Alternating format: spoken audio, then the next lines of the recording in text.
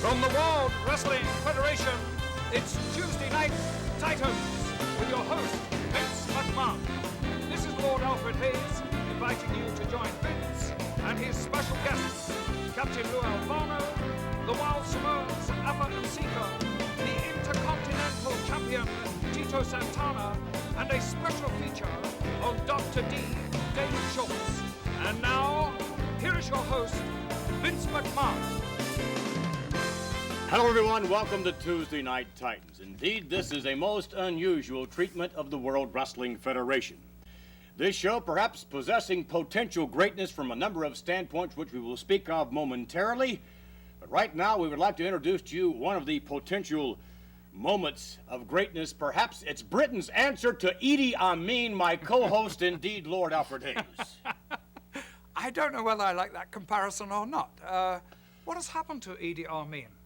Well, I'm not quite certain what's happened to Idi Amin. Obviously, however, perhaps one of his proteges, maybe two of them here with us, Afa and Sika, the Samoans. Wild men, absolutely wild. I wonder what they have in mind for us. But let's get to somebody like Tito Santana. Tito Santana to join us is no doubt one of the true heartthrobs in the entertainment and the sports world today. Notwithstanding that, of course, we look forward to Captain Lou Albano. We'll be back to begin TNT with a bang.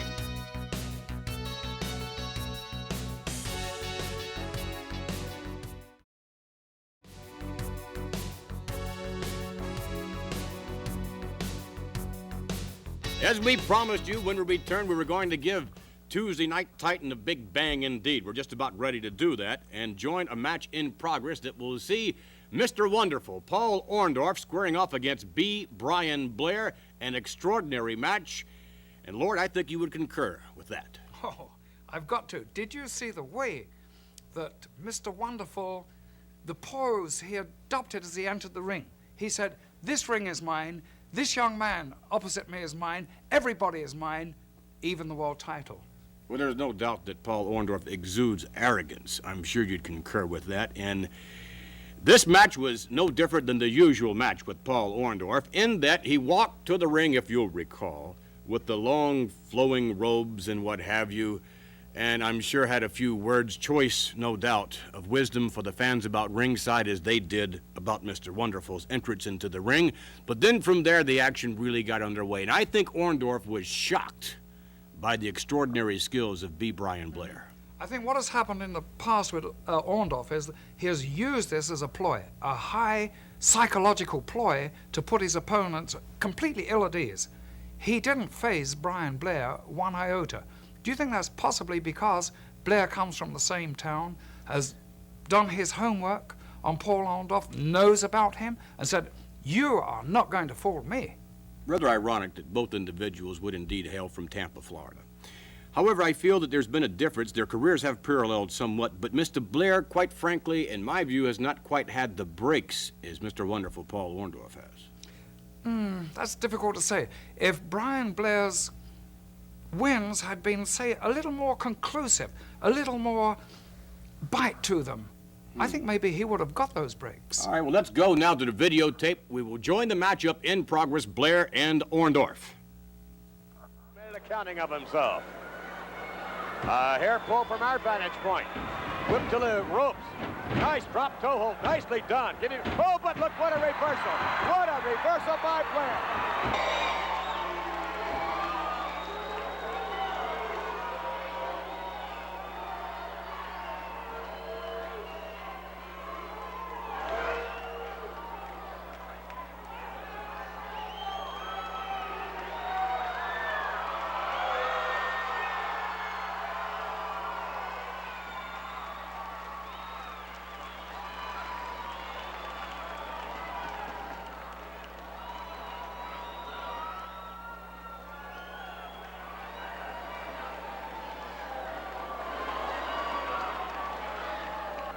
Back on top now.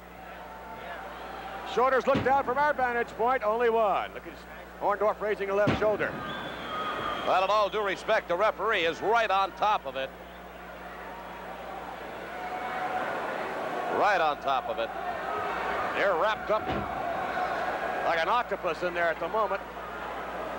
Blair better keep his shot. Uh-oh. Blair still hanging on. Blair in the standing position. Adding a little more pressure. Back to the standing position now and to the rope.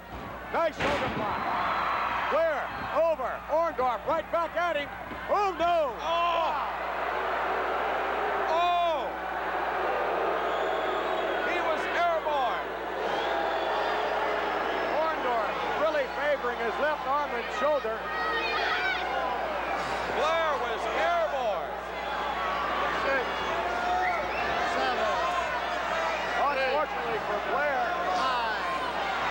Wait a minute, let's stay with it now. Orndorff attacking Blair. Back out again. Let's go back, take a look at what we saw moments ago. Paul Orndorff now. Here we go. Look at this. Blair now is going to hurl himself over and look, sidestepping Blair and a whip right to the ropes out on the concrete floor. He went sailing out of there. Back to live action. Orndorff getting more life in the left arm and shoulder. Orndorff with momentum. Blair now back out on the apron. Orndorff.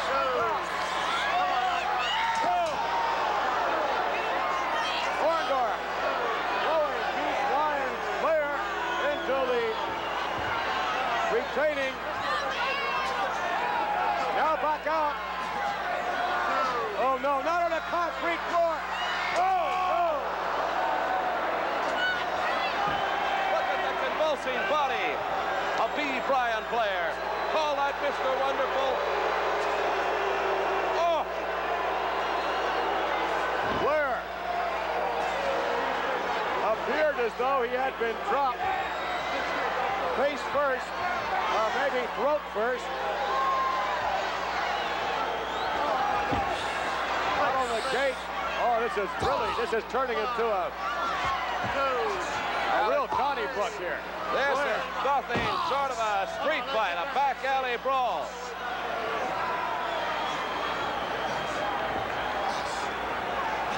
Paul Orndorff with Blair still out on the apron, spins him over backwards.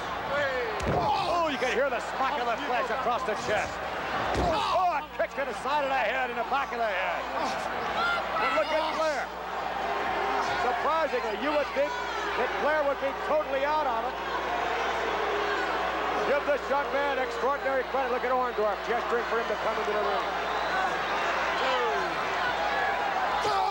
Shoulder block by Blair. Goes over. Pushing. Oh, trying to hold him to the rope. Orndorff trying to hold him to the rope. One. Oh. My goodness. For a moment, it appeared that B. Blair was going to pin Paul Orndorff. No, through the ropes again.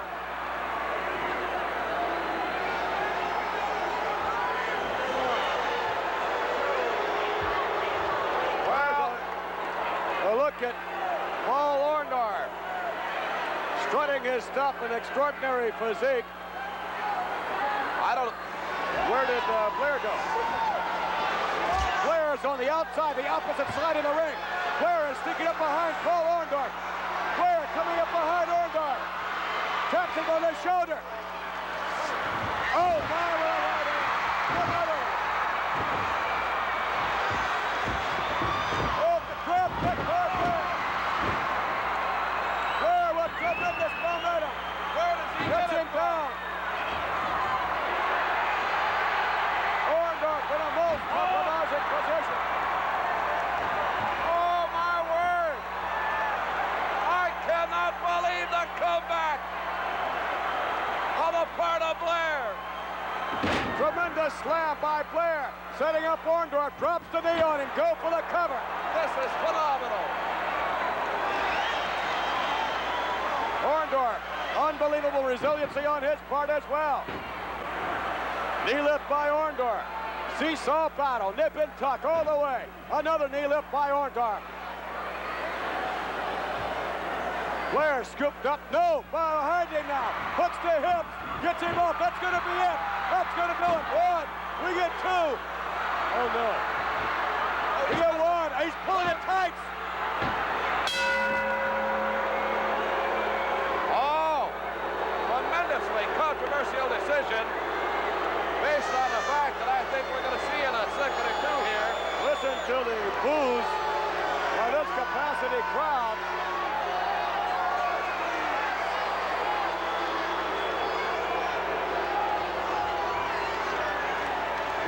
ready to go at it. The referee saw one thing. Let's get the official word, after which we'll take a look at a replay. Ladies and gentlemen, the winner of this bout, Mr. Wonderful, Paul Orndorff. Blair is livid. Well, justifiably so. Paul Orndorff gets the Duke.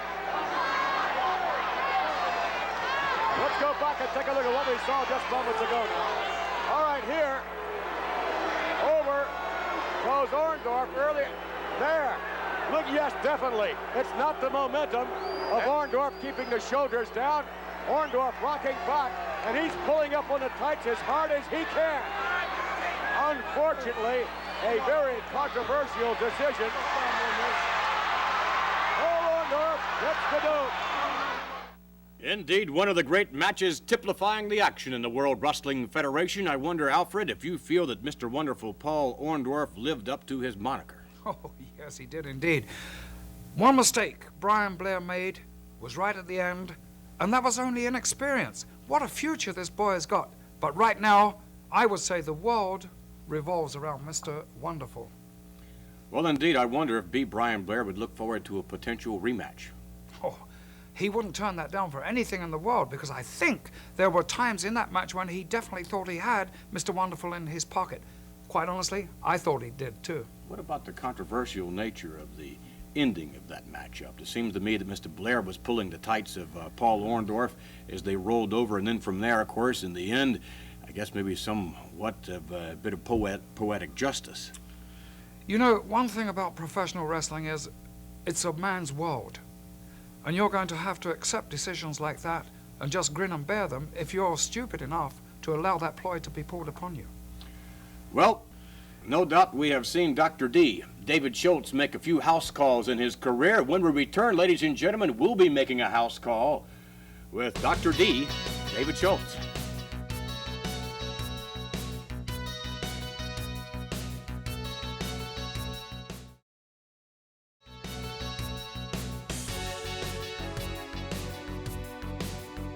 In a moment, we'll be making house calls with Dr. D, David Schultz. He's made a few in his day in the world of pro wrestling, no doubt of that.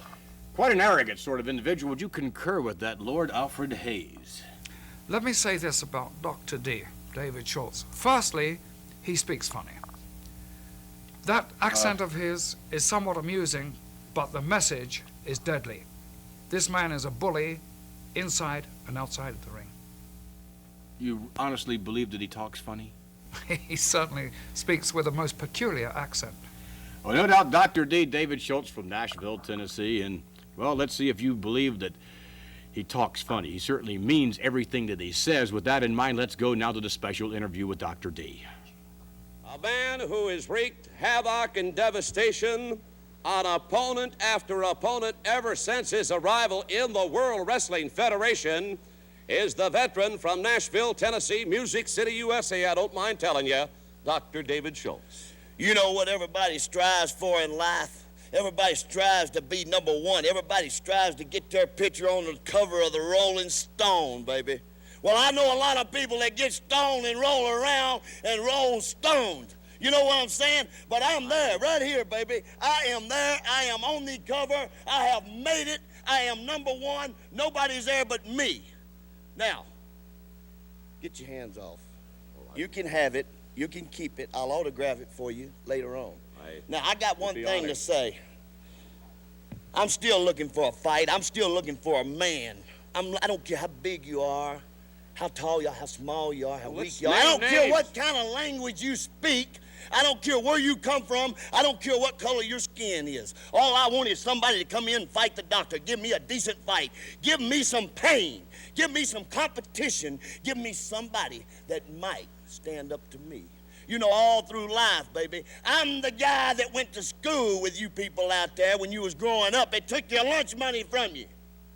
I'm the bully in the classroom that wanted to fight. I'm the man that stood out on the playground and whooped all the kids because I like to be mean. I like to be tough. I don't like nobody. I don't care about nobody but myself. If my mama stood here and talked to me bad, I'd slap her. but she knows better. My If my wife That's your stood own here and mother. talked to me, I'd knock her head off. And one of my ladies, what do you want? You keep touching my leg. I know I don't have much time. They're going to cut me that off. autograph from yeah, you, and well, we're I'll gonna give get you it to back you up in the later. ring. I'll Stay talk tuned. about my later. Thank you very much, Doctor. I think perhaps even Gene Okerlund would concur with your thoughts about Dr. D. David Schultz talking a little funny. Yes, he said something about going to school. Where was that? I think we'd have to perhaps ask Dr. D himself. However, what we will not ask him is indeed just how well the man can wrestle. I think that'll be obvious when we take you to videotape footage and show this matchup in progress. A young man hoping to knock Dr. D. David Schultz off his pedestal at the moment. Young Travis. Didn't I tell you he was a bully? He bullied his own mother. Let's go to see if he can bully now his opponent, Mr. Travis, in the matchup, and we will join this in progress. Dr. D. David Schultz in action. Trying to pull Schultz off the rope, and Schultz just hooks the rope. Travis would have to have pulled Schultz in the ring itself.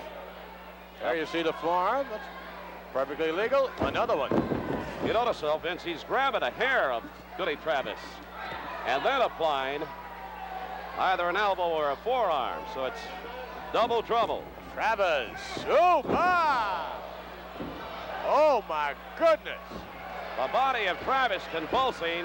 I guess. That hammer certainly took its toll on Billy Travis. No wonder his body's still intact. I don't know if he can come back from something that devastating. Be a miracle if he could. Oh! Oh, my! And Billy Travis out on the concrete floor, knocked through the ropes by Big Dr. D. Billy Travis in deep, deep trouble. Right now, Schultz and the referee. Play a little verbal altercation. Apparently, Schultz not agreeing with some of the demands of the referee at this point in time. Travis. Oh, my, on the receiving end of another forearm to the chest area. Referee backs the big boy from Nashville, Tennessee, back off a moment ago, and Dr. D is right on top of Travis again. Uh-oh. Travis yanked into the ring, suplexed, and Schultz is showing very little, if any, mercy whatsoever. He is totally dominating Billy Travis. He has from the sound of the bell, from the moment. Oh! Blatant clenched fist. Just slapped the fist into the face of Billy Travis. I don't know if he's saying I'm sorry or not. A lunge and sort of a roundhouse right did not have much effect on Dr. D. David Schultz. Off the rope, Travis, drop kick by Schultz.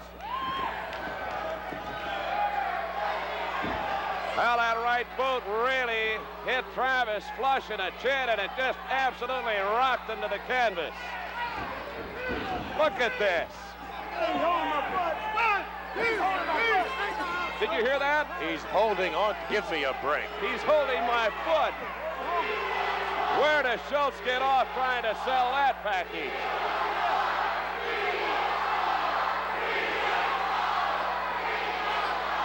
And a whip to the buckle. And Billy Travis has really been on the receiving end all the way through this matchup. He has not mounted any kind of an offensive thus far in this bout. Oh, my. Look at his head. Snap back off the corner pad. Dr. D. May have opened him up. I don't know if young Travis was opened up by that slam into the buckle. Another devastating maneuver by Dr. D. David Schultz. Schultz even going so far as to wear that diamond earring during the course of a match. I can't believe it. To the canvas to slam Dr. D now. Over in the corner, we've seen this many times before. Oh, no. Schultz on the second rope. Oh. Travis is out of it. Schultz pointing down it, spins in midair, and hammers the elbow moments ago to the chest. And that is all she wrote for young Billy Travis, who no doubt this week was taught a wrestling lesson Dr. D. David Schultz style.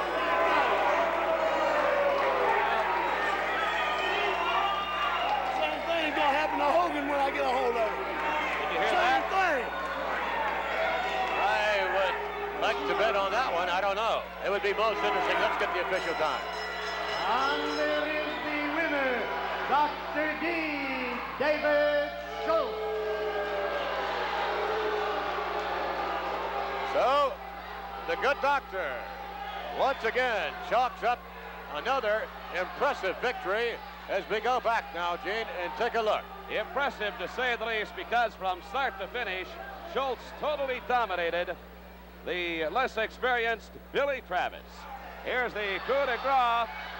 As you see, Dr. Schultz line up Travis off that second rope through the air. Oh, wow! And it's all over. It was just a matter of time. On occasion, we've seen Schultz move the elbow up instead of the sternum area, where obviously he could crush the sternum or a rib for that matter.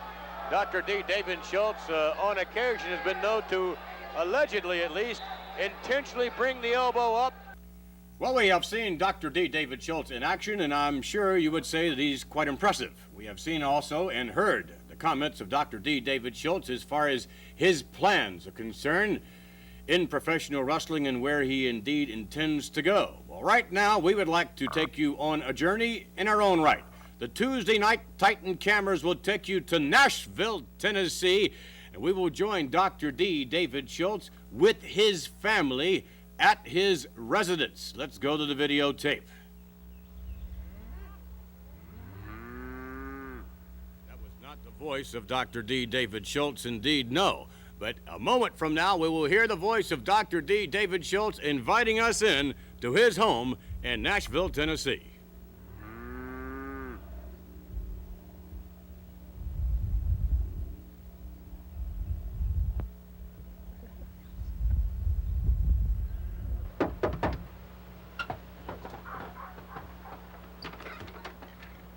Hey, hello. Yeah, y'all come on in here. Y'all come on in. How y'all doing today? Kids, come on. Y'all get back in here in the living room. Got the TV station coming in here. Yeah, y'all just come on in and bring it. Hey, woman, come on in here. Yeah, this TV station, they're going to do a special on me. They want to see just how the doctor really is when he's at home. Well, yeah. Cameras, just give me a little room. Okay, how's that? Yeah. I'm glad y'all can make it out here today, because everybody you know is always talking about Dr. D, how crazy he is. And when y'all come to me, you boys better shut up over there now, hold it down. And I mean it too. You got any manners? Well, what's wrong with them kids? You know, I'm gone a lot. I'm gone a whole lot. But when I get home, anyway, y'all are here to eat supper. We're getting back on that subject now. You're here to eat supper. Is supper ready? Just about, David. Just about. Didn't I tell you they was coming? They'd be here? No, you didn't. Are you calling me a liar? You wouldn't do that. No. You better not ever do it. No. Go in there and get dinner ready. Boy, I'll tell you. Oh, see, they just, people just take advantage of you, man. You try to be nice to people, you know. You boys, I done told you now, get on out of here. Come on. Come on. Come on, boys. Get out of here. Supper. Let's go. Go play with the dog or something. Don't come back in either until I holler for you. Well, maybe we can get something done. You know, it's hard to let people come into my home because it's private. And as you people know, I don't like many people at all. Everybody's saying that I'm crazy, everybody's saying that I'm goofy, everybody's saying that I'm not this and not that. Well, I don't care what you say about me. I give you a chance to come into my home to see how I live outside the ring. I guess you thought I'd be just like I was on television, always screaming and hollering, hurting people, stuff like that. Well, I can't do it here. I can't do it. Not that sometime I wouldn't want to. Oh, yeah. Yeah, let me tell you. Sometimes I just like them. But anyway, y'all are here to say. Anyway, you know, this house here is a very expensive house if you had it built. But the doctor's done everything that can be done. I've been all over the world. I've stayed in the finest hotels all over. I rode the Concorde and put in to go in the space shuttle.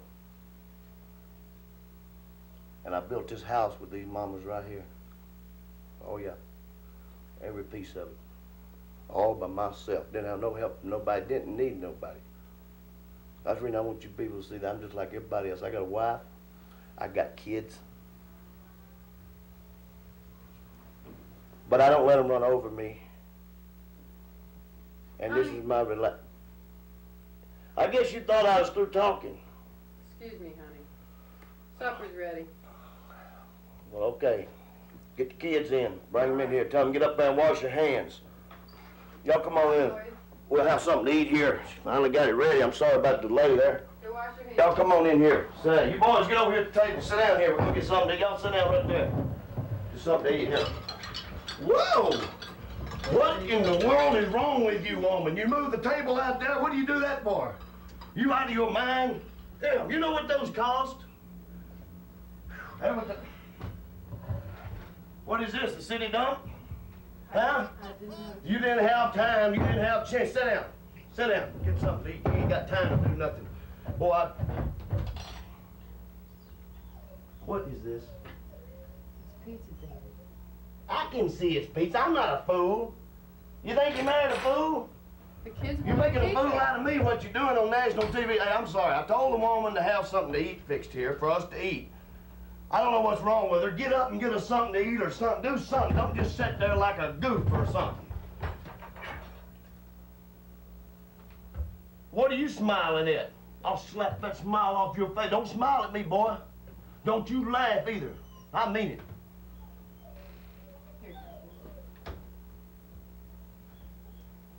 Well, you gonna eat or you gonna stand there and stare at it?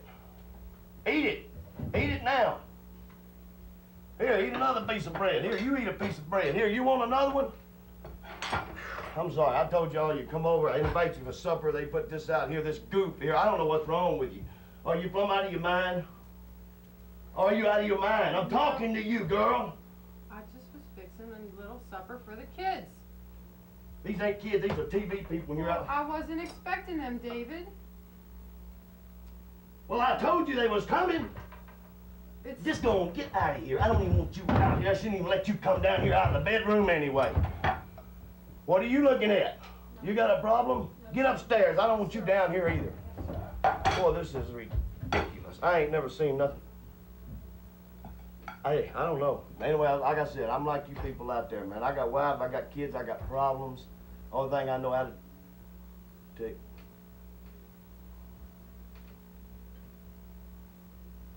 What are you looking at?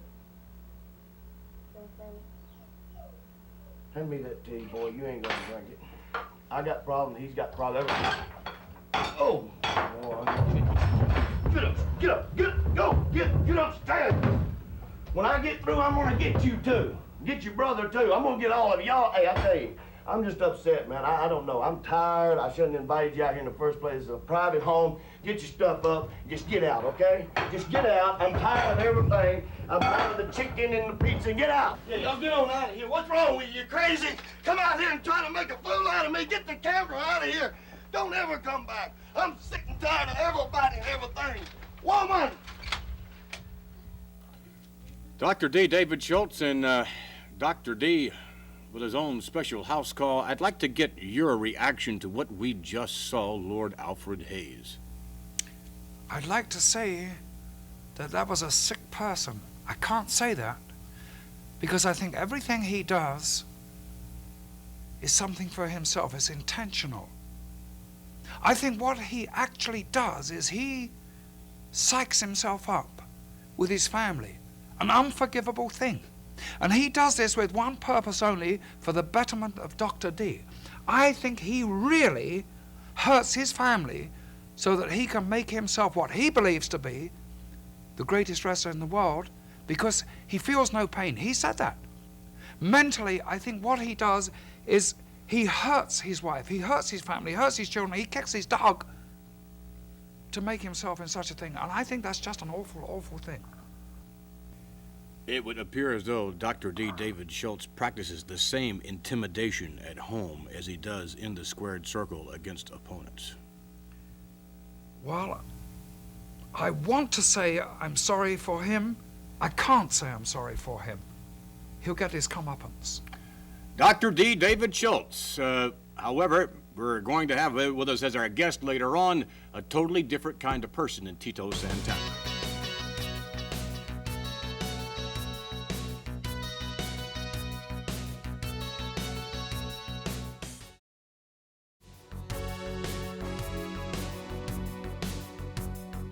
With us now, ladies and gentlemen, another premier athlete in the World Wrestling Federation. Indeed, some would say the premier athlete, the reigning Intercontinental Champion, joining us. Welcome to Tuesday Night Titans, Tito Santana. Thank you, Vince, but I would like to interrupt you for a second, if I may, and make a comment of a man I saw earlier in this program, Vince. I knew Dr. David Schultz as a wrestler, but to know this man, the way he treats his family, it's beyond my imagination that somebody would treat anybody like that. His kids, his wife, he's got no respect for anybody. I'm convinced what kind of a man he is, and I don't like him. Well, thank you for your commentary. No doubt, however, there are many differences in your career as compared and contrasted to that of Dr. D. David Schultz. One of the rather unique differences, if I can take you somewhat out of the realm of actual combat in the squared circle.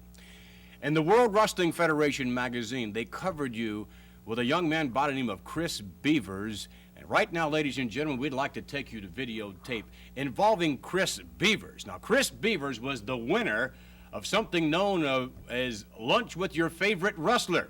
Chris Beavers won this contest, which, by the way, is an ongoing contest. And this young man could have chosen any professional wrestler in the world. He chose Tito Santana, and I think that gave you quite a lot of, well, no doubt, Mr. Santana, a really good feeling down deep, did it not? Vince, that was a feeling that I have never experienced before in my life. It was great. I spent an evening with him, and we went out to the Hilton, and we had lunch. His dad was there, his uncle was there, and just to talk to this kid, we picked him up at school in a limousine, and he was surrounded by his buddies, and his buddies didn't believe that I was going to pick him up with a limousine, and he loved it. I really enjoyed it. I know that I made his day, and I felt great. We went to his home. I met his family, and I enjoyed every minute of it. All right, let's let all of us enjoy. Let's go to videotape now. All right, here. This is coming into the restaurant, perhaps? That's exactly what we were doing. The limousine took us straight to the restaurant, and I got to know him and his family, and, I was as thrilled about the whole thing as he was. I really enjoyed the evening with him. Signing autographs, no doubt. I'm sure autographs that, Lord, this young man will cherish, no doubt, forever and ever, huh? Absolutely. What a thrill for a child. What a wonderful thing to happen. Here is the very person he watches so intently upon the screen, and suddenly that physical being is there with him. I wonder did he sleep the night before? Did he sleep the night after? You know what Tito, children are like. Did he share some of those thoughts with you? Well, he just told me that I think he's sending about 50 entries, Vinny, if I'm not mistaken. and he, he's from Scranton. And he never would have imagined, because I understand there was hundreds of thousands of fan mail that came in, and he would have never imagined that he was going to get selected. And when he was named the person to go out and have dinner with me, from what I understand, he didn't sleep for several nights. He just he'd go to school and tell his friends, and his friends wouldn't believe him, and he would tell his friends, just wait, I'm going to prove it to you. It's going to happen to me. I won. And I'm going to be with Tito Santana, and I'm going to go out and have a good evening with him. All right, now let's go to Tito Santana in a wholly different light, joining a matchup in progress against Adrian Adonis. Crowd, capacity crowd with this week. Yes, and they're all trying to help Santana. Many of them are. He has legions of fans here. A little dialogue being exchanged by the referee and Adrian Adonis. Oh, look at this exchange.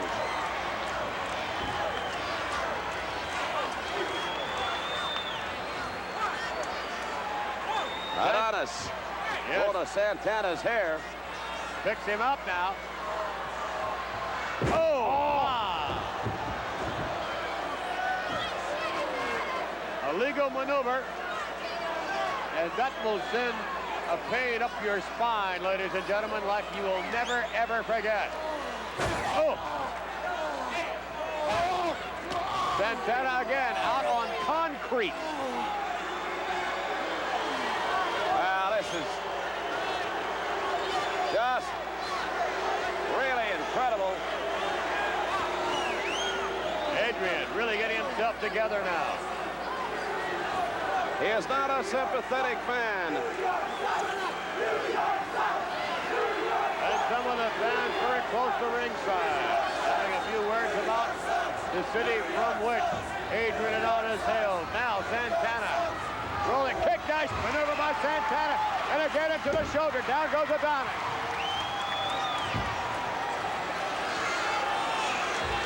Well, I don't know if it was totally fair the fans to. Oh my! Oh. Adonis now. In control, Adonis. Oh no. Snap right on the throat of Santana. And again, chant from this capacity crowd.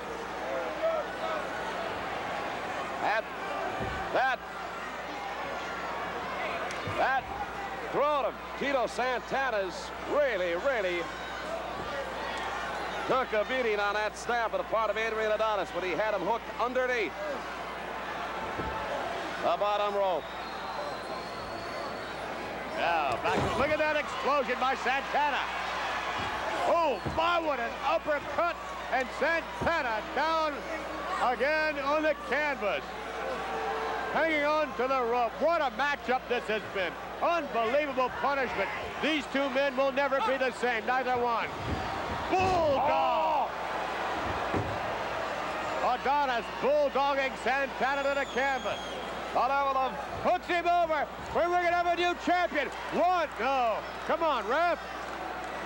Unfortunately for Adonis, Santana too close to the rope. Well, I believe he had a hand, Vince, from our vantage point, virtually impossible to tell, but I believe Santana might have had a hand on the rope. No. Santana put on the brakes. The momentum carrying Adonis all the way into the corner. Santana now hammering away on Adonis. Another. On the ride, Adrian Adonis. Oh! Woo. Oh! Santana. Now with Adonis. Rams the face. And again. Look at this. I think they wanted a 10 count. I think these fans demanded a 10 count from Santana. Santana risking disqualification. Nonetheless, this match really heating up a seesaw battle. Nip and tuck all the way. Damage inflicted both from Adonis and Santana. They both will remember this match for a long time to come. Into the buckle, Santana. And again. Oh, look at this. Going up to the top rope. Hold on. Adrian Adonis.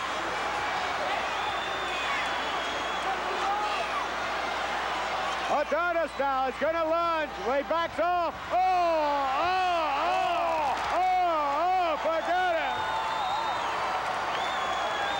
He'll be singing with the Bee Gees after that one. What is this? Santana outside Adonis. And now it's Adonis at the timekeeper's table. Absolute bedlam and pandemonium. The bell has sounded. Santana going after Adonis. Santana is livid.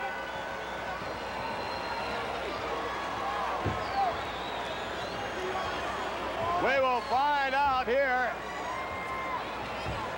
what the decision will be. Ladies and gentlemen, the official decision of this bout, with time expired, it is ruled a draw. That was a 30-minute time limit matchup, and neither Adonis or Santana leaves this ring unscathed. Neither one of them. Boy, Santana visibly upset by something. He is really on a referee. And when Santana gets heated up, this capacity crowd here certainly enjoying the World Wrestling Federation matchup here. Nonetheless, it'll be Santana, still Intercontinental Champion. Let's go back, Gene, take a look at what we saw. Well, let's take a look at this move here. It's Adonis on the top rope. Santana counters, shot to the midsection, and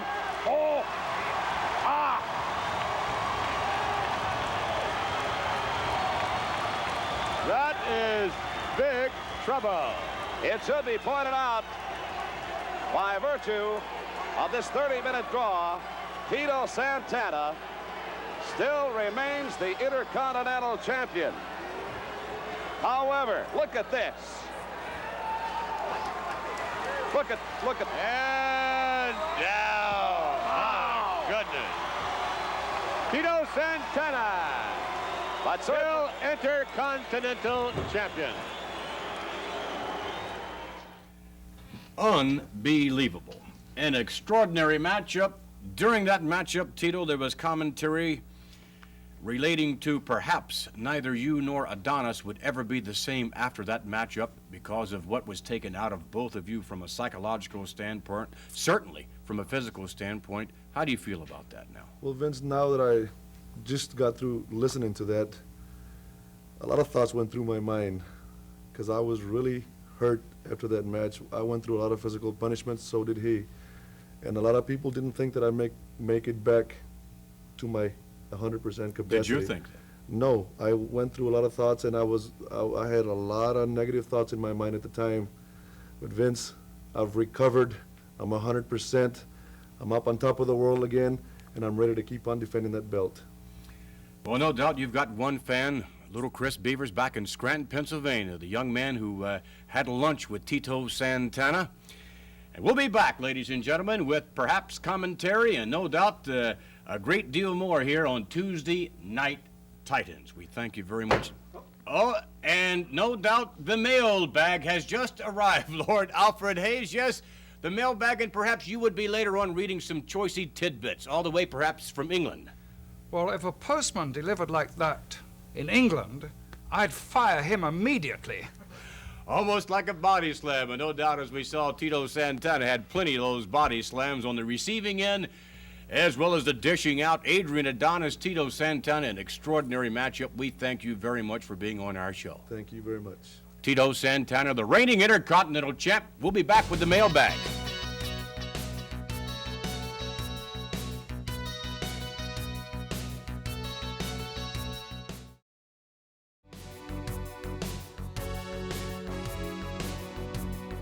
We always look forward to comments, questions, and what have you from literally all over the world on the World Wrestling Federation Network. Many of you, of course, are aware of the fact that indeed we enjoy reading your mail. Well, Lord Alfred Hayes, as we saw earlier on, had the mail delivered. Would you care to read some of the letters we've received this week? Well, Lordship. I've just taken these. Here's one. San Francisco. Dear Vince, were you ever a wrestler? You seem to know so much about it. Please send me a photo of the Tonga Kid. Sharon O'Donnell, San Francisco. Well, I appreciate Sharon's comments. Never a professional wrestler, not big enough, not bad enough. I don't know. Collegiate wrestler, a little bit, yes. Here we have one to His Lordship, myself. Dear Alfred, last week I heard that the Queen of... I really don't think I ought to go into that on television. There are a few, not too many, but there are a few, I'm sure, like that. Yes, that is not really the thing we should read right here. In fact... I think that's made you a little nervous, throw that hasn't it? away. All right. Dear Tuesday Night Titans, I occasionally watch This is from Chicago. I occasionally watch wrestling on another TV channel. After all, a person must read all political papers to be able to conclude whether they are Republican or Democrat. That's fair enough. Here is my point. This other channel have wrestlers who wear colored grease makeup, something like rock stars, including the original wearers of this paint, the Kiss. Is there a rule against this? Personally, I find it intriguing. Will you clear up this point? Yours, Sue Russell. Interesting question, interesting comments. There are a number of individuals in professional wrestling today that choose to wear a certain attire, a certain look, all for psychological reasons, I'm sure. In the World Wrestling Federation, I'm sure we'll be seeing individuals of that nature. There's no telling, indeed, what you will see in the World Wrestling Federation. And indeed, no telling what you will see on Tuesday Night Titans. With that in mind, we'd like to take you back. We'd like to take you way back. Back to the archives, a matchup with Arnold Skaaland, the Golden Boy. Many of you recall him as manager of Bob Backlund, meeting Joe Turco. To the videotape we go. Here, Joe Turco, by the way, is the one with the hair. And Arnold Skaaland, unfortunately for the Golden Boy, finding himself on his back. And he was not on his back that many times throughout his illustrious career, was he, Lord? I think that would be rather a sweeping statement to make. I'm not all that conversant with Arnold Skaaland's career, but I would imagine that, like many, many wrestlers, he was on his back quite a bit. And Joe Turco, looking at this, I would say it was rather an embarrassment to him. Yes, by the way, that was some smoke coming up from a smoker at ringside and not anything coming from the posterior section of Joe Turco that we saw just moments ago. Now, Joe Turco was no doubt a man of some mystery, both in and out of the squared circle. Lord, were you familiar at all with the career of Joe Turco? Well, I must confess that all I know about him was he was a nasty Italian wrestler. He was very aggressive. I can understand the predicament that Arnold Skaaland is in. I found myself in somewhat similar predicaments throughout my career. But I don't know about your comments of the smoke. It left me bewildered. Joe Turco with Arnold Skaaland going to work on him now, and Joe Turco has had, to this point, as much of an illustrious career as Arnold Skaaland. I think perhaps this match was a turning point in the career of both Skaaland and Turco, and much to the chagrin of Joe Turco, a turning point that, well, a little on the negative side, perhaps. I don't think either of them were world champions. Skaaland did, for a time, show a lot of promise. That's obviously how he earned his nickname of the Golden Boy. But Turco, I don't know. He's. I think wrestling has come a long way since those days, don't you? Well, no doubt of that. But how would you compare and contrast the skills of wrestlers of yesteryear with those of today, Lord? Well, I tell you firstly. Now look at these two men. This tape or this film is a long, long time ago. Look at the conditioning of those. Did you watch? Well, everybody did. Tito Santana a little while ago. He was in just magnificent shape, fantastic condition. Look at all the top wrestlers today. Hulk, Hogan, these people, they dedicate themselves to the profession. I think in this day and age, it was very macho to be a beer swiller and a wench chaser. And I think that possibly both these were of that mold. A beer, what was that? Swiller. And a... common working man's brew, you know, beer. I hate the stuff. Do you really? And what kind of chaser was that? A wench chaser. Nonetheless, they were tough. Both Arnold Skaaland and Joe Turco. They had big hearts. Big hearts, and indeed have proven themselves many, many times, and there are as many stories about both of these individuals as you might expect. Back in those days, the stories were perhaps bigger than the personalities themselves. Would you concur with that? I'd have to. My goodness, look at that move by Skaaland. I didn't know he could do things like that. He was a Marine, was he not?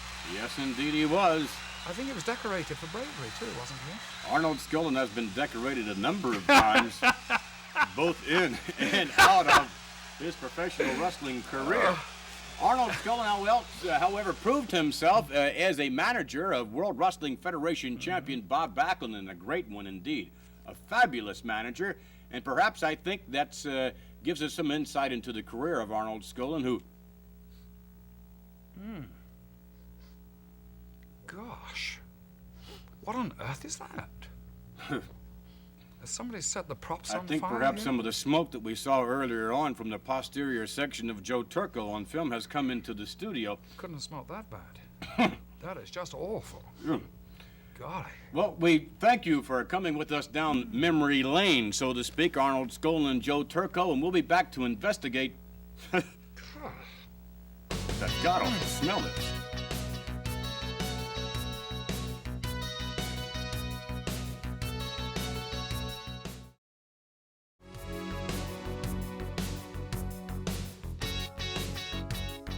All right, now, an unusual odor in the air. Lord Alfred Hayes, what an awful expression on your face. Clearly, the odor is not that bad. That is the nastiest, pungent odor I have ever smelled. It's something like being struck by the bubonic plague. Oh, my goodness. I think perhaps we need to investigate it. I'm sure it's not quite the bubonic plague. Please, go ahead. All right, let's go investigate. And indeed, ladies and gentlemen, we have with us no less than the former three-time World Tag Team Wrestling Champions. Closest to me, of course, Afa, and next to Afa is Sika, and obviously we are about to experience some sort of, I hope everything is here, some sort of cooking. Gentlemen, what exactly are you preparing? What are you cooking? If you could hold up just for a moment, gentlemen, could you hold this up just for a moment? Are beautiful. What kind of fish is this?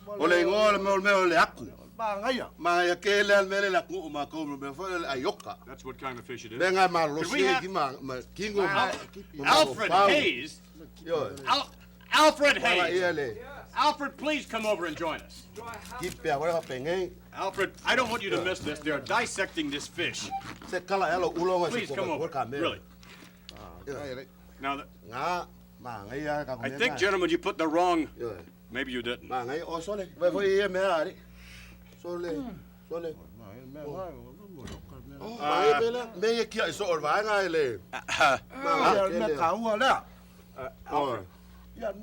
Gentlemen, you have the pot of Alfred. What on earth is that? Oh. All right, now obviously we can see that this is a rather unusual cooking experience, I'm sure, for almost all of us. Alfred, have you, Alfred? Yes. Yes, I'm here. Strangely enough, I don't know why. Have you ever seen a fish prepared ulakala? I don't recall the name of the fish. What are those? Well,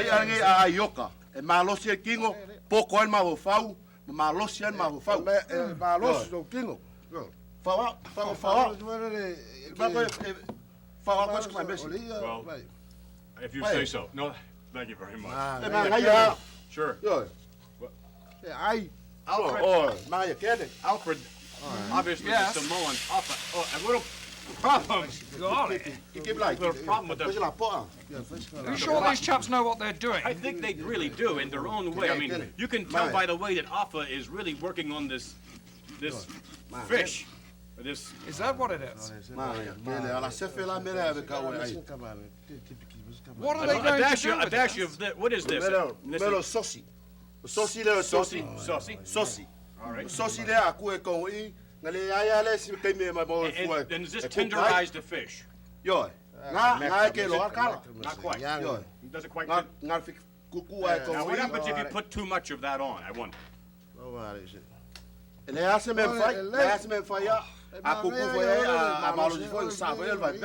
Alfred, would you like to taste? Would I like to what? Alfred, would you like to taste? You must be jesting. Certainly not. Well, you would not want to. You would not want to offend the Samoans, would you?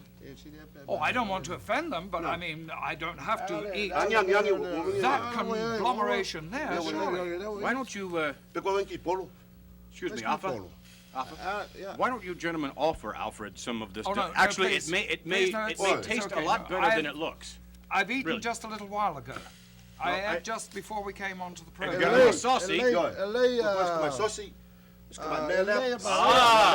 Yes. Now, this has got to make it good, Alfred, really. Okay, Alfred, please, yes. Now, you wouldn't be offended if I said no. Alfred, I think it's a good idea to try a little of it. Alfred, Alfred, it looks all right. Oh, that is almost disgusting. Mikey likes it. Who's Mikey? A friend of Alfred. Alfred, please, you must watch. Alfred is. Why don't you try it, Alfred? Please try it. Please try it, Alfred.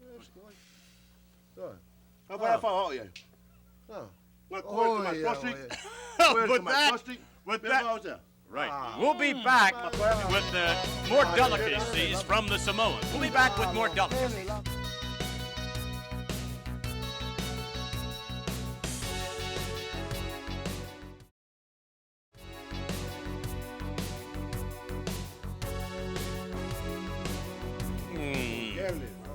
We are back, and perhaps we can all learn a little something if we just sit back and watch. Oh,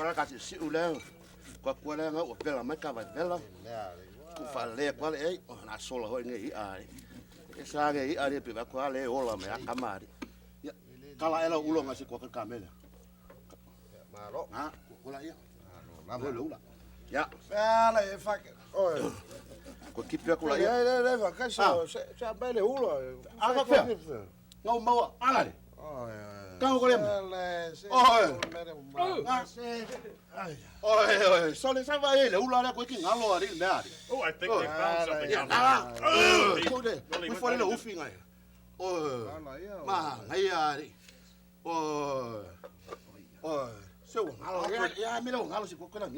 Alfred, are you learning anything?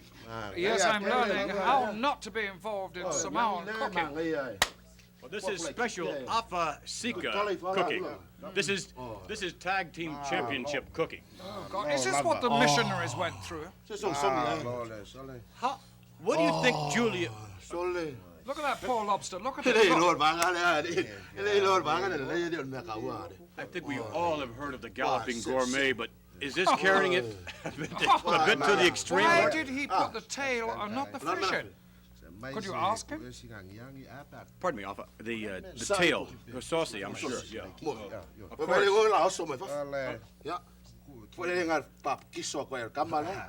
Not too much, I'm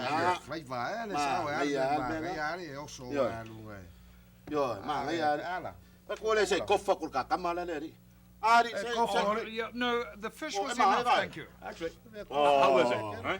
How was it? Sika, what do you think? Is it done yet? You probably have to. This is, it really smells. Vince, it smells a lot I better. haven't seen you test anything yet. Why don't you just have a little sip of that? I would be delighted to have a sip of that, Alfred. Unfortunately, I have a cold. If I pass it along. Very good for colds. If I pass it Exceptionally along. good for colds. Thank you, Alfred. It's Samoan consomme. Bad throats, sores on the lips, and colds. I'm sure it would help the entire throat, nasal cavity, and what have you, all the way down, Alfred. Look how healthy these fellows are. Let's all then. Let's all enjoy the fruits of the Samoans' labor. When we return, we all will be enjoying this delicacy. Actually, it smells quite good. You must be insane.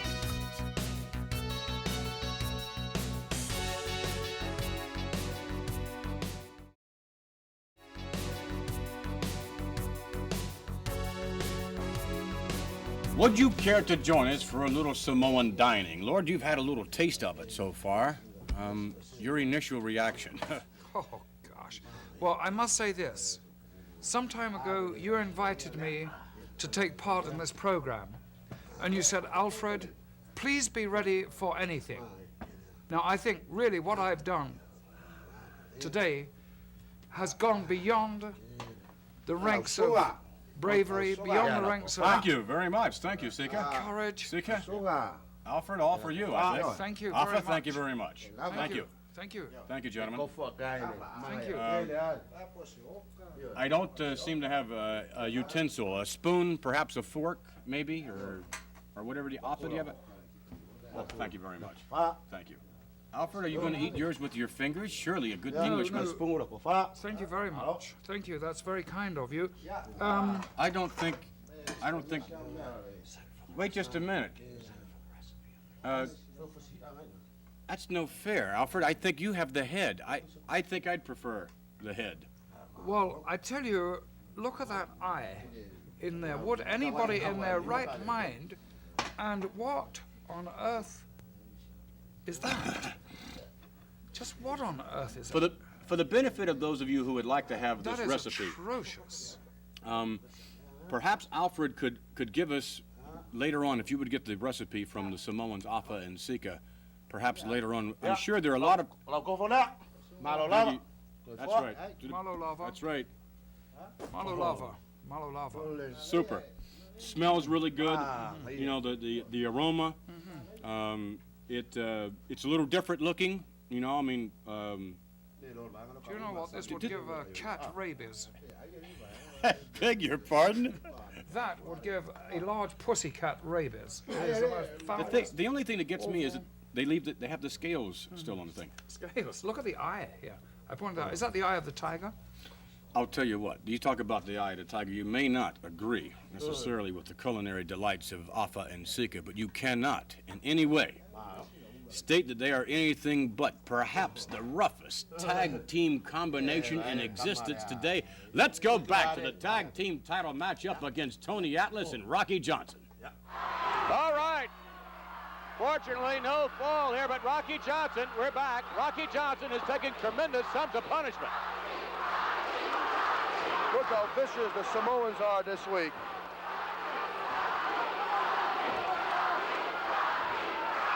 Lou Albano putting a lot of pressures on the Samoan.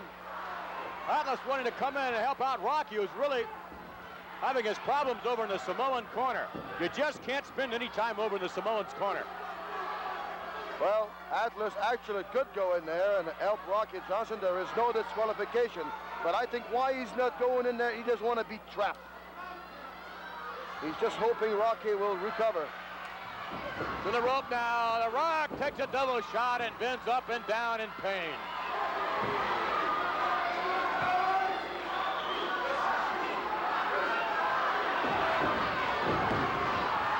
One, two. Almost a count of three.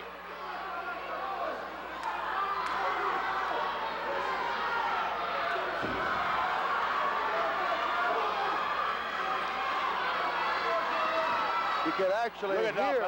Look at Sika. You can actually hear Tony Atlas from the outside to come on, Rocky, get up. Albano directing traffic in there. Boy, I mean, these fans are really with them.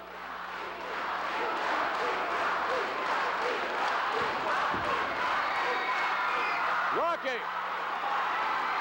trying to heed the call. Rocky with an elbow, another one. To the rope, shoulder block, nicely done. Twisting. Downstairs goes Big Sika and Afa. Those Samoans, they know what they're doing, Vince. Double team on, they're just eating him up. No disqualification. Oh, the Stony Atlas want to get in there. Look at him. Actually yelling at Rocky. Get up.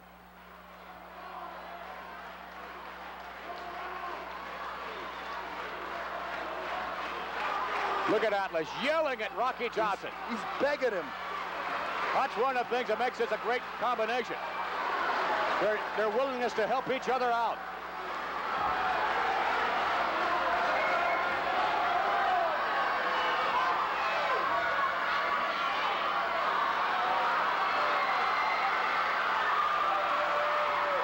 Albano trying to direct traffic to To the rope goes Rocky. Oh, nicely done.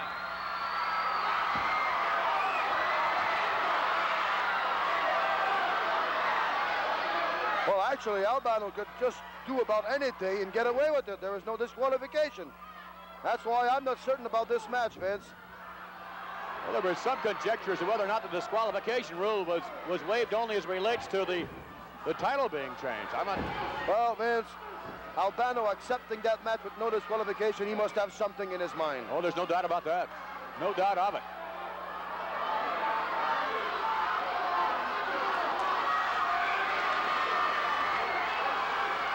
Rocky Johnson, a little more leverage now on that second rope. Off the rope, shoulder block, both men down.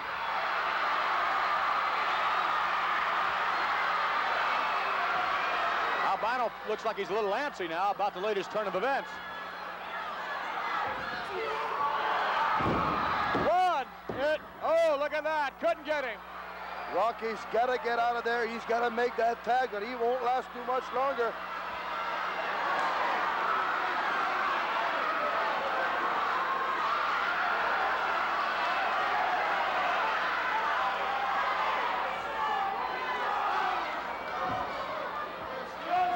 Wide open, Rocky Johnson.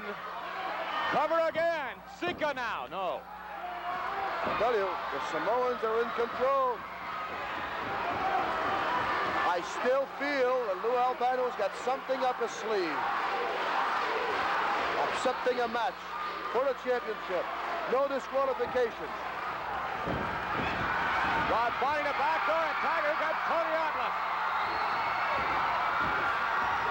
Atlas in there cleaning house.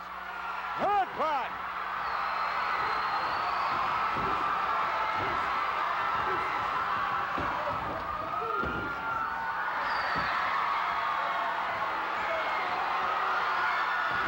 Cover, referee's knocked down. Cover, oh, come on. Oh, he should have had it right there. Albano getting into trouble. Attack.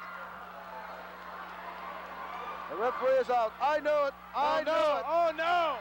Albano in there, no. Oh, no. I can't believe it.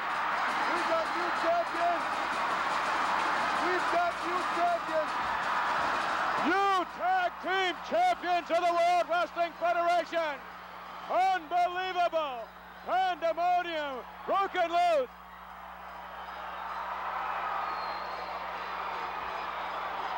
Atlas and Johnson, new tag team champions.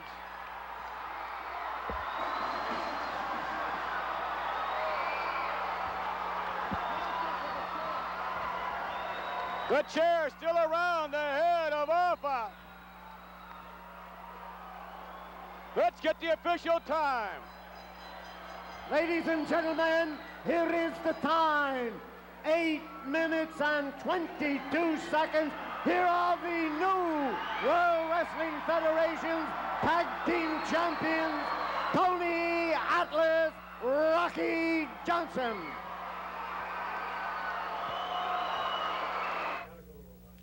There we saw the Tag Team Championship change hands, ladies and gentlemen, in obviously a very unorthodox way. The match itself unorthodox in that it was a no-holds-barred Tag Team Championship matchup. The reigning Tag Team Champions, by the way, are not the combination that we saw victorious moments ago, that of Atlas and Johnson, but rather the World Wrestling Federation Tag Team Championship combination now of Adrian Adonis and his partner Dick Murdoch.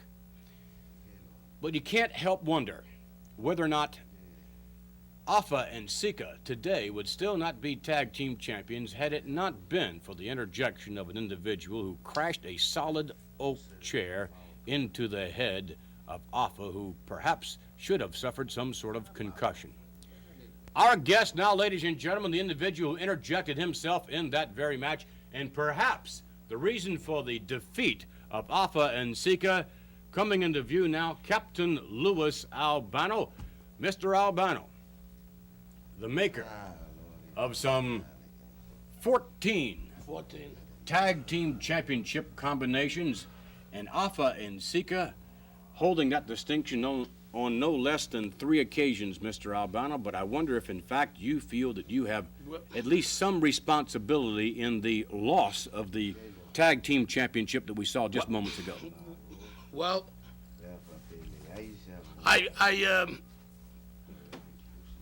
Well, let me ask you this. How do you feel about Afa and Sika now, as far as their tag team skills are concerned? Do you feel that they are the same level as they were when they were tag team champions? well, at this time, I feel that I wonder if Afa and Sika feel the same about you now as they did when they held the tag team championship. at this time, I feel that When we return, then, I'd like for Lou Albano to answer the question, if he would. If he feels he's responsible for the demise of the tag team championship as it relates to Afa and Sika, we'll be back with that answer, hopefully.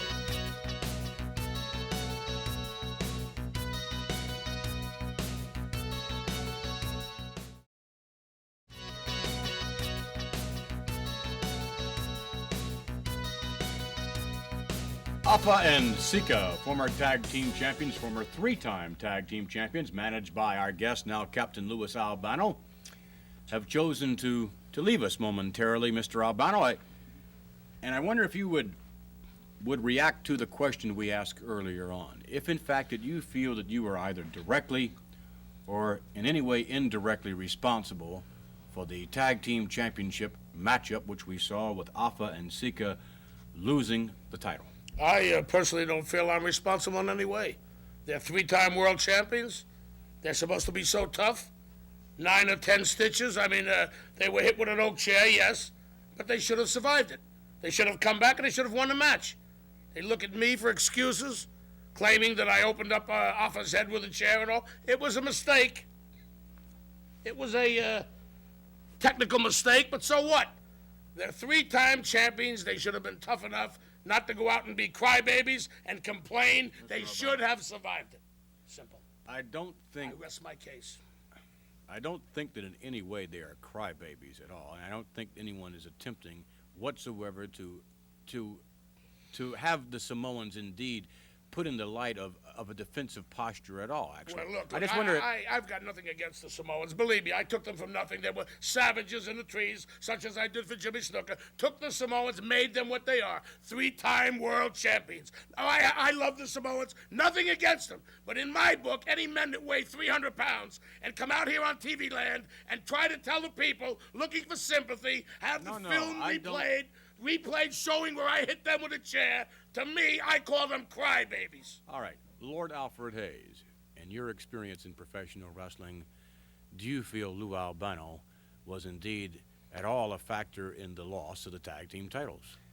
In deference to Lou Albano, who sits here at the moment, I don't think he presented a plausible case at all.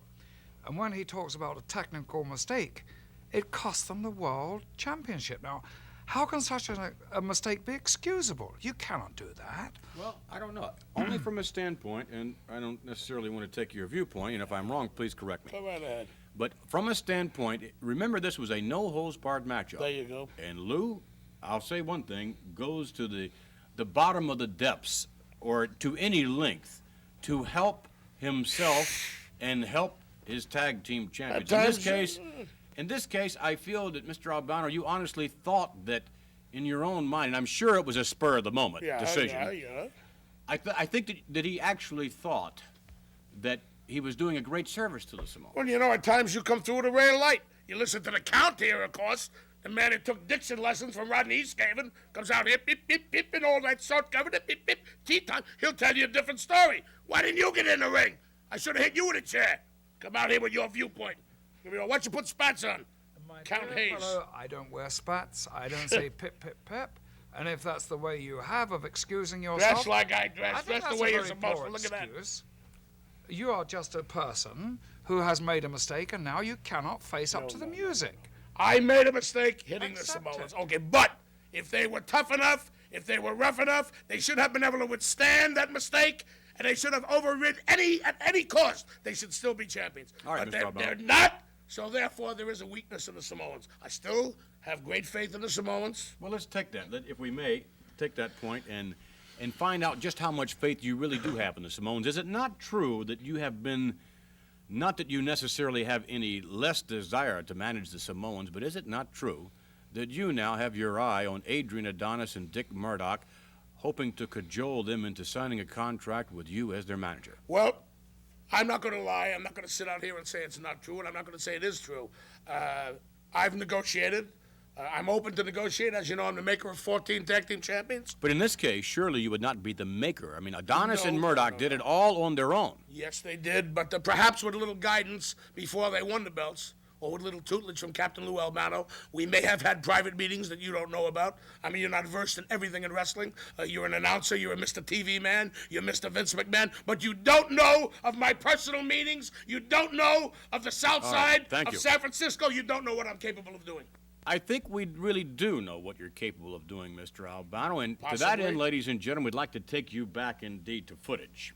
Lou Albano, as we stated before, has been the maker of 14 different or 14 tag team championship combinations, not necessarily different ones. We'll take you now to Lou Albano in action with some of his tag team championship combinations. There's that goofy Albano out there.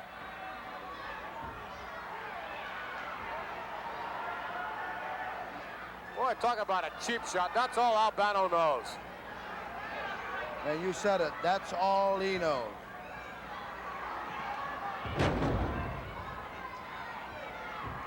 Again, tag made, and Rivera has really taken some punishment in this match.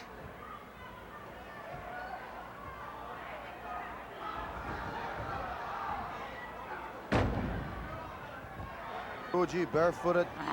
I believe seriously in all my power that the Moondogs would be something for the children of America to look up to. Something for the people of America to praise. Something for the people to love.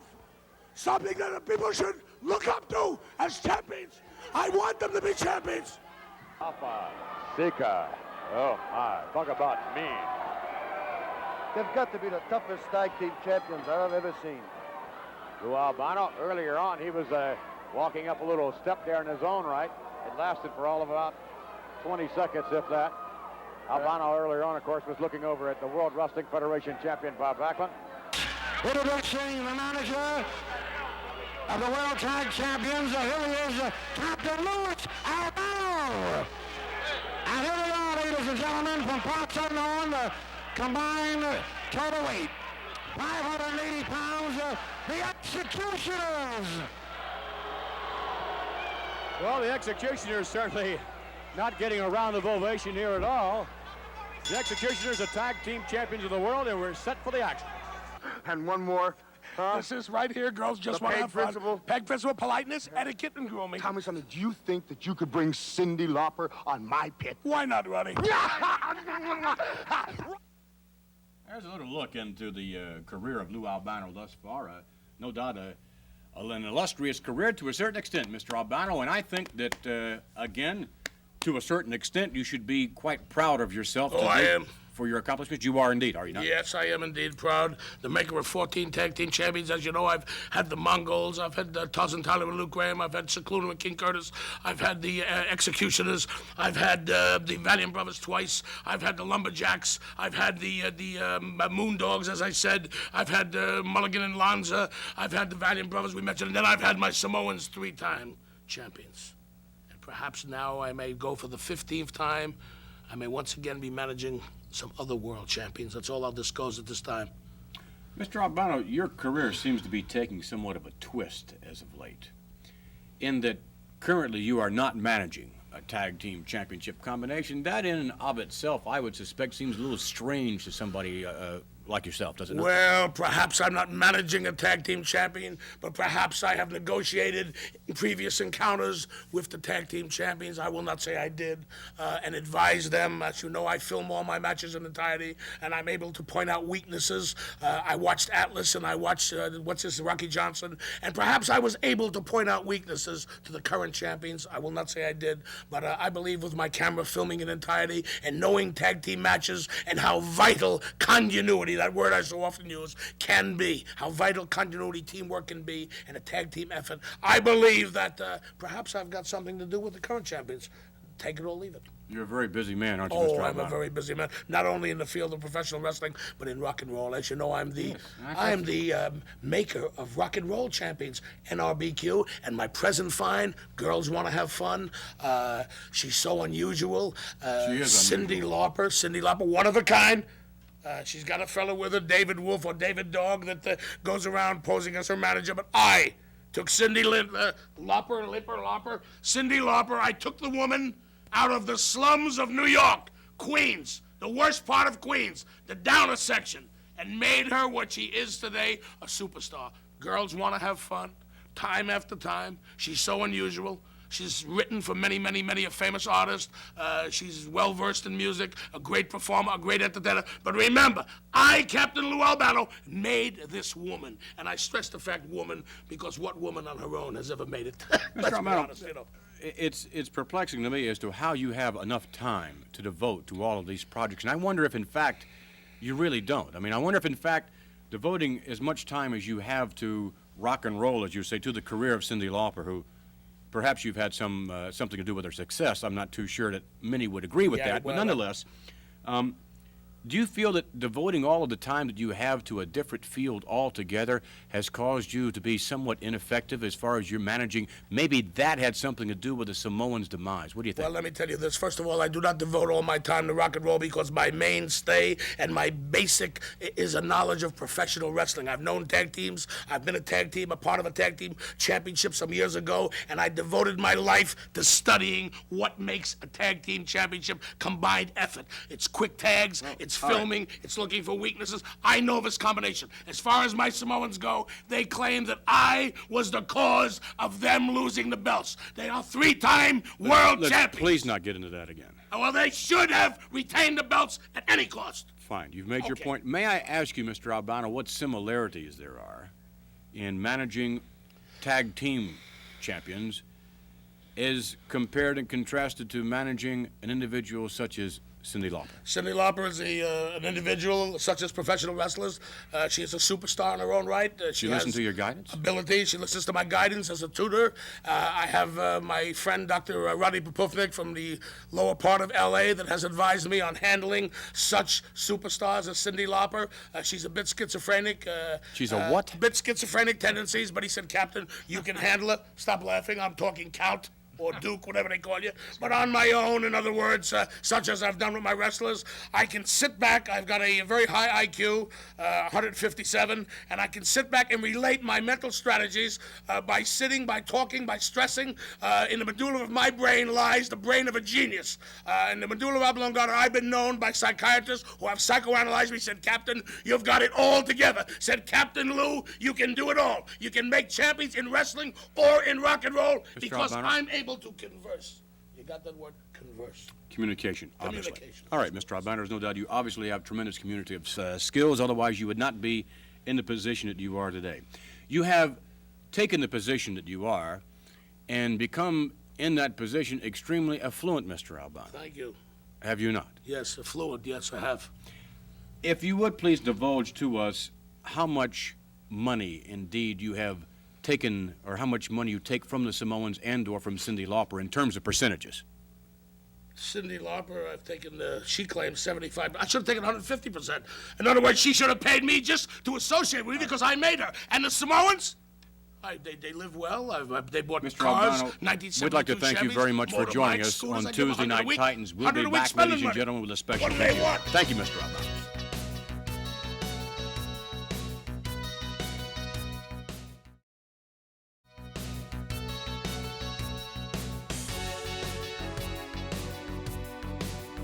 Well, the captain has vacated the premises, but no doubt Lou Albano always makes his presence felt, be it in the ring, out of the ring, in the world of pro wrestling, out of the world of pro wrestling in terms of the world of music, or in the world of controversy in general. With that in mind, in a moment now, we're going to take you back in, an unusual setting. On the panel, a special guest panel at an open forum, a discussion, Lou Albano answering a question of someone I'm sure who did not want to ask. Mr. Albano, please. All right. Would you like to stand, please, and ask a question? Yeah, I'd like to. That man has a piece of fruit. I saw it. Give me That's true. the You had a apple. piece of fruit earlier. Give me the apple. You're not gonna throw it, Give me the right? apple. No, I'm not going to. All right, Give good. me the apple. If I do, I throw it at Lou Albano. I'll give Well, you the apple. What you talking like that for? What the guy talking like that for? I never bothered the guy. No. He had a bushel of them just before he arrived. If you behave yourself, I'll have you shine my shoes after the show. Hey, I'll let the guy shine my shoes after the show. You just lick my shoes. I got you shine these shoes right here. Hey, sit down with your sister over there. Yeah. One inch on being a midget. Ain't but one man up there, Mr. Sergeant Slaughter. Yeah, get some Yeah, well, that's what you think. Wait a minute. Question, sir. Would you please, is that nice? Where'd the guy get his bitch work done? Look at Peter Rabbit. Oh, yeah. That was... Can we have your questions? Yes, Thanks. we may, please. He forgot what he's going to say. That's a great question, you idiot. Why every time you have a match wrestling, shut up! Shut up and let me speak. That's right. Now let the man... It's like a Billy goes, shut up and let me speak.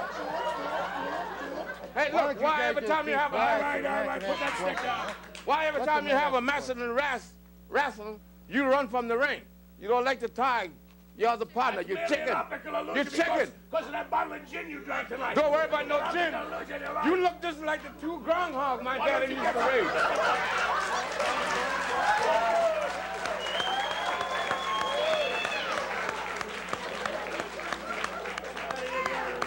Sergeant Lee, if you get that ready. This is a hostile bunch. Young lady, please stand. Fred Blassie, you put the USA down and you brag about Iran, but here's where you're making all your money. Yeah. Honey, I make my money any place I go. I can buy and sell a dozen like you and that idiot that was speaking right before you, too. And another thing, why did she get her hair bleached right? Look, she got two-tone hair. Why'd you get your hair done? Look at Freddie Blassie's hair. Got some class. You got all them black roots in there. Get your hair fixed up. Can I hit him? Got all them black roots in there. That's right, tell her, Cap. Look at Freddie Blassie, got class. Look at Roddy Piper, class. Excuse me, Shelley. Is there anything you can do here? I mean, I depend upon an audience every month, and these people are not going to... Well, a bit of controversy, as always, with Lou Albano. Moments from now, we're going to take you, ladies and gentlemen, to a matchup involving, without a doubt, I would suggest the most extraordinary athlete of all time. Would you concur with that in Andre the Giant? I would have to. Here is a man who's been denied world championship shots for some time, but should he get that one opportunity, I just can't see how he can be denied any longer. All right, let's go now to footage with the one and the only Andre the Giant. Andre will have to watch from all angles as these three men come right at him. Here they come.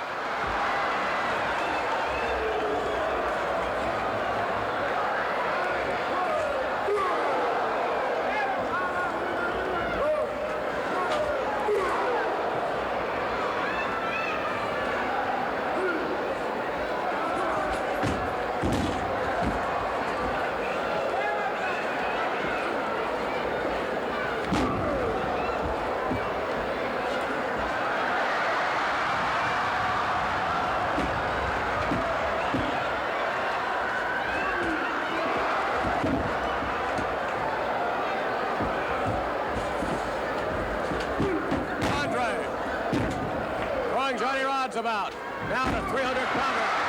Gives him a shot on the keister. And Jack Evans doesn't know what to think of all this. Very, very impressive. Very impressive, Andre the Giant. I would suggest, however, our next guest, or the individual whom we'll be following moments from now, in some regards equally impressive, maybe in other regards more. Hulk Hogan, the World Wrestling Federation champion. I've never seen a world champion fired up so much as Hulk Hogan. It's not only that he's 6'7" or 6'8" and weighs over 300 pounds, but he is absolutely mentally fired. All right, let's go to the fired-up Hulk Hogan, joining a match in progress. They have them on their feet. Elbow by the Hulk, a right hand, rock super, another one. But this gives an opportunity for Hulk Hogan to get everything back that he had at the... Oh, another right hand. Oh, no. Hurt his head. You wonder if the masked superstar put something up in the mask, Gene. Well, there's There's a good possibility he was able to insert a foreign object. Oh, there's got to be something in there. There just has to be something in that mask, as he just pulverized Hulk Hogan. Superstar pummeling Hulk Hogan. No. Look at this. Like a block of granite. Look at this. Hulk Hogan gets himself up. No. It was going for a headbutt. Hogan. No doubt Hulk Hogan continues his reign as World Wrestling Federation champion. Hogan, many assets indeed enjoyed by this man. Many assets, however, enjoyed by our next guest we'll take a look at, the Superfly. Oh, an unusual athlete. A man who's absolutely dedicated himself and yet factually is a quiet person. Once he steps in the ring, anything can erupt. Absolutely anything. He is indeed quite explosive. Let's take a look at the Superfly, Jimmy Snuka. Absolutely Big slam by the Superfly. Look out. Uh-oh. Inside on that second rope. Headbutt. If Valentine can get back on it, look at that body convulsing. Jimmy on the outside now, going all the way up to the top. Look out, Valentine's on his feet. No, he rolled out of the way. Very clever maneuver on the part of the Hammer. Rolled right outside the ring. Jimmy right out after.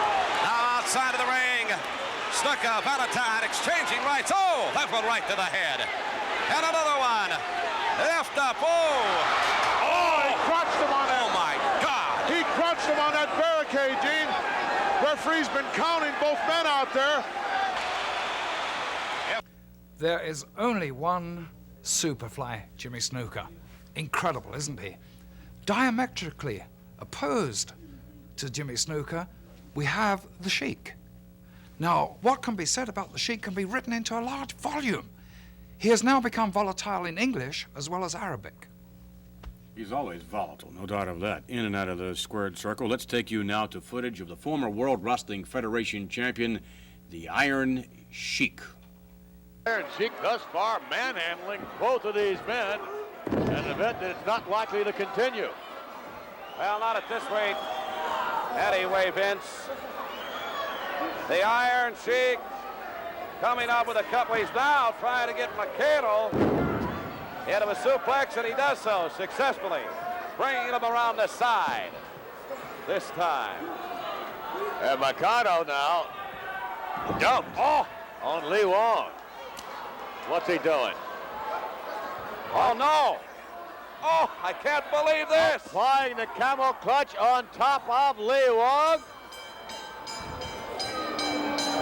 Look at the face on that man, former World Wrestling Federation champion. Perhaps one of the most sadistic men in professional wrestling today. The Iron Sheik. There's somewhat of a review on 4 of the outstanding principles in the World Wrestling Federation, but we can only lightly touch upon many of the individuals that, well, remained in abeyance at the moment. There are so many extraordinary athletes in the World Wrestling Federation today, and hopefully in weeks to come we will be reviewing any number of them, Lord. A most exciting time. I think this is, in fact, the most exciting time in wrestling. We would like to speak about John Studd. We would like to speak about so many. We'll be back with a word about what we will speak about next week.